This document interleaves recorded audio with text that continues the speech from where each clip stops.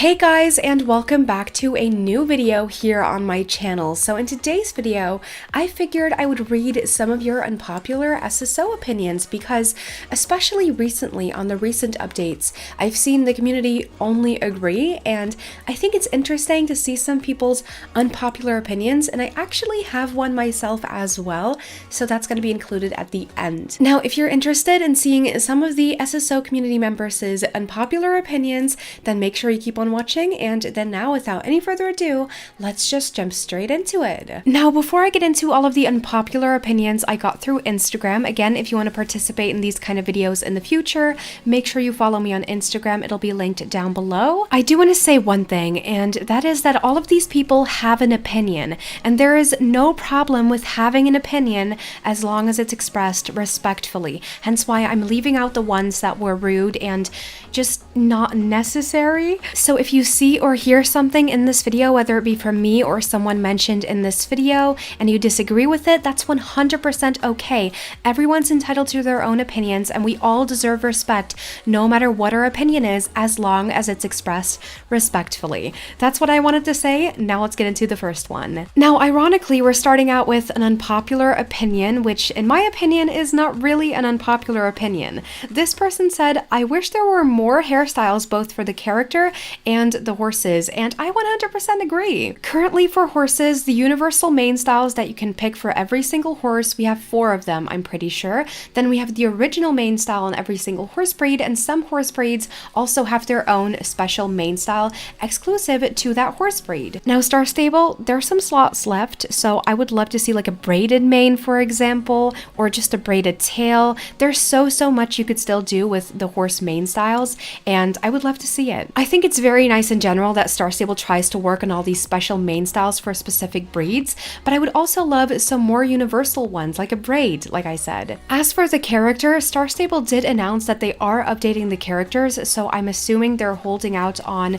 making new hairstyles because they are updating the characters, and they want to do that afterwards, so it's not like wasted time and effort, because if they're going to release new characters anyway, what's the point of releasing new hairstyles right now if the characters are probably going to be updated this year? So I'm not that mad about Star Stable not really releasing any hairstyles for the character right now, but I would love to see more after the new characters are released, because I'm gonna be honest, I'm kind of getting bored of my current ones. This next one is kind of funny. Again, this is not meant to be hateful in any way, but someone said the name Star Stable is kind of cringy. Now that I'm looking at it and really thinking about it, it's a nice alliteration, I'm not gonna lie. I really like the name, but it's weird to look at now that I'm really like thinking about it, but maybe that's just because I'm overthinking it. This person thinks the name Star Stable is cringe. That's okay. Personally, I think it's a really cool alliteration, and that's just my opinion. Now this next one, you guys, I don't think this is gonna be an unpopular opinion, especially for older players. For newer players, I would understand, but actually multiple people said, "I really like the Gen 1 horses," and I totally agree. However, I don't think I like them because I think they're good horses. I want to pause myself here for a second because I know this is going to be taken the wrong way. I want to clarify, those horses were good for back in the day, but looking back at them in this day and age, they're not as good as the more recent horses, but for that day and age, they were good horses, just to clarify. I think I like them because of the nostalgia attached to it and because of the good experience I had with these horses, because back in the day, a horse release was actually really rare. We used to like get new horses maybe like every 3-4 months, and it was really rare and super exciting, which obviously is not really the case this day, which honestly, it is kind of saddening that there's not that much hype around the new horses anymore, but back in the day there was, which I think is the reason why I still really like the Gen 1 horses, is basically what I'm trying to say. Now next up we have this person who said, "Playing SSO can actually be fun sometimes, whether you like it to or not." And honestly, I agree, especially recently with the trash collecting stuff, and I know, okay, I know a lot of people did not like that. I personally did. I actually have been collecting trash and collecting the outfit, and I really enjoy it. It's not like I'm pushing myself to do it or forcing myself to do it. I actually like logging on, collecting trash, because it's so easy, and getting a full outfit for free, and you can even sell those items for Jorvik shillings and get free Jorvik shillings, which I think is a really nice alternative to training, because I do take the trailer a lot, and I need my Jorvik shillings, which I can't survive on quests alone anymore.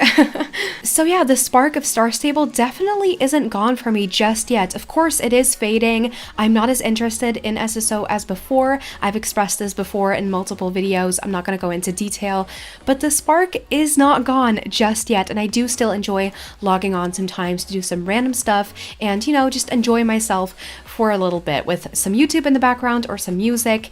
I do still enjoy that. Now, next up, we have another unpopular opinion, which in my opinion is not really unpopular, but I wanted to mention it anyway because this person said the Jorvik shillings limit sucks, and it 100% does. However, this debate has two sides to it, and I'll explain the community side first, or what I've seen mostly in the community, and then what I think about it after that. So first and foremost, multiple people in the community have been expressing this opinion of Star Stable is making items more expensive, and we don't like sparing up to the limit and then buying one item and then having to spare up again for another item. And I understand why you think that's frustrating, but think about it. Think about it. If Star Stable removes the Jorvik shilling limit or raises it, they might start upselling those items even more because the limit is higher or the limit is gone. So, you know, people can collect more Jorvik shillings and we think this item is worth that much and blah, blah, blah. And this whole discussion of what it's worth and what it isn't worth. And yeah, I'm concerned about it. So I would personally take the frustration of sparing up, buying one item, sparing up again, buying another item over the items being more expensive yet again. And obviously I cannot say or confirm that this will happen eventually, but the chance is there, you know? So I really hope they don't remove or, you know, raise the limit, because even if it's a small chance, I just don't want it to happen. And that's my take on it. Next up, we have an unpopular opinion that is most definitely unpopular, especially here on my channel. This person said, I think people are just too critical about SSO, and you already know what's gonna come. I personally disagree, mainly because as a human being, I grew up learning that being critical of literally everything is super, super important. Being able to think for yourself and not blindly follow other people in life is so important, because you need to be able to make your own decisions. You need to be able to live your own life and put yourself first. Now, going back to the topic, I don't think people are too critical of Star Stable, mainly because I think every single piece of constructive criticism is valid. And in the end, Star Stable still chooses whether they take that into consideration and change something or they don't. It's still their decision. So no matter how critical people are, Star Stable still makes their own decisions. But I also understand that it can be really annoying to see people nitpick every single little thing and also just sit there and say, that is ugly, that is bad, that is overpriced, that is wrong, that is just not good, etc., because that's not constructive criticism, and I personally think it's annoying too, because it's not bringing anything to the table. It's just unnecessary, but overall, when it comes to constructive criticism, I don't think it's ever too much. Next up, I have a comment over here that says, magic horses are unnecessary, and I would love to know why you think that, because in my mind, what's going on right now is, okay, Star Stable is an online horse adventure game filled with magic. It would only make sense for them to make magical horses, and also it's totally fine if the magical horses just don't interest you. But the thing is, it's not because an update or a certain type of update is not for you that it's not interesting to other people and that it's unnecessary, you know? And even though I'm personally not the hugest fan of magical horses either, I know for a fact there's a lot of people in this community who absolutely love them and buy every single one of them, and I'm happy for them because, you know, not every update is going to be for you, and that's fine. It just becomes an issue when almost every single update is uninteresting.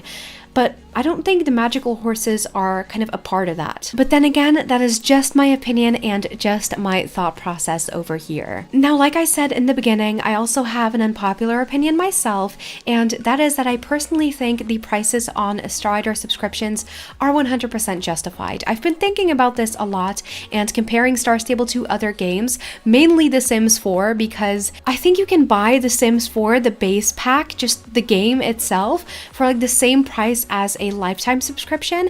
And the thing with The Sims 4 is they actually do have expansion packs, but they cost like 25 bucks a piece. And you can kind of compare those expansion packs to Star Stable's updates. The only difference is you have to pay for the expansion packs, and Star Stable's updates are free. So with Star Stable, in the end, you're getting more for less money. And it's not just The Sims 4. Let's compare it to GTA for a second, which I have on my PS4.